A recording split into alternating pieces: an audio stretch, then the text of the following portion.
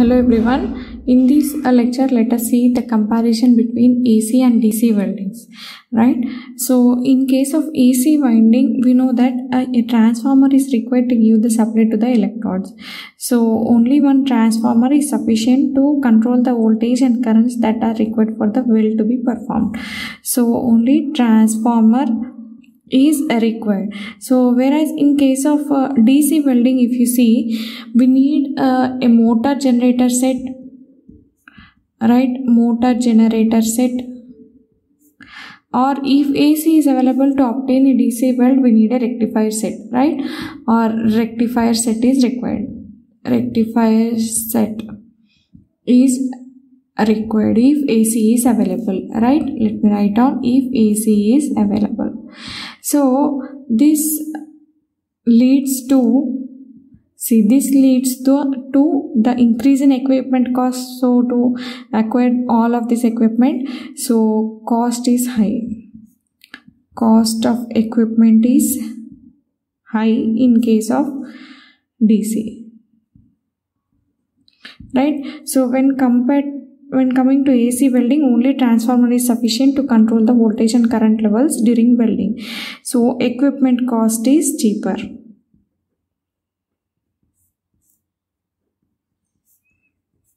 Equipment cost is cheaper, we can tell, right? Now when coming to AC, arc stability, if you see, arc is less stable. Arc stability is less, whereas in case of DC welding, we can obtain high arc stability. Right? So the next point is, in case of AC, if you see, the heat produced will be non-uniform, as we will give alternating supply to the welding electrodes, right? So the heat produced is not uniform.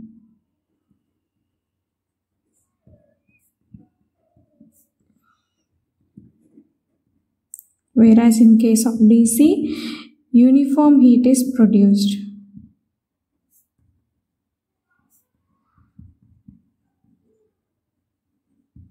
So the next point is, coming to the AC, if you see, we can use only coated electrodes. Bare electrodes cannot be used in case of AC welding. So only coated electrodes must be used in order to avoid the contamination of the electrode material with the atmospheric air. So only coated electrodes should be used here. Whereas in case of DC, we can use either the bare or coated electrodes. Bare or coated electrodes can be used, right? So, and coming to AC welding, if you see, the power factor is very low, so that the capacitors are employed, extra capacitors are employed to improve the power factor of this AC welding, right? So I can write down as power factor is low. Therefore, capacitors are used. But in case of DC welding, we can tell that operating power factor is high. Also, in case of AC winding, it is dangerous since no load voltage is very high here. Dangerous as no load voltage is high.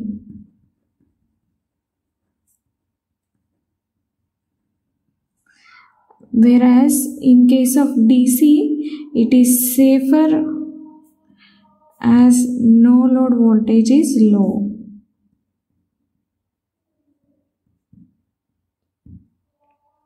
If you compare in terms of energy consumption between the AC welding and DC welding, in case of AC welding, the electrical energy consumption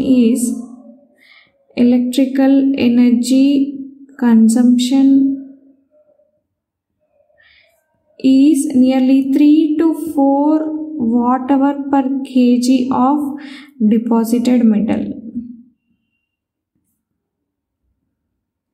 So in case of DC, when coming to that, in case of DC, the energy consumption is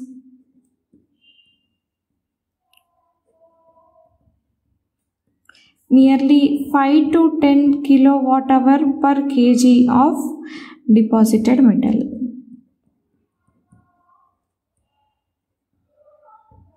Right, so we also know that arc blow, in case of arc blow only occurs in case of DC welding but not in case of AC welding, right? So arc blow does not occur here. What? Due to uniform magnetic field, right? Uniform magnetic field. But in case of DC, arc blow exists, right? Arc blow occurs due to non-uniform magnetic field.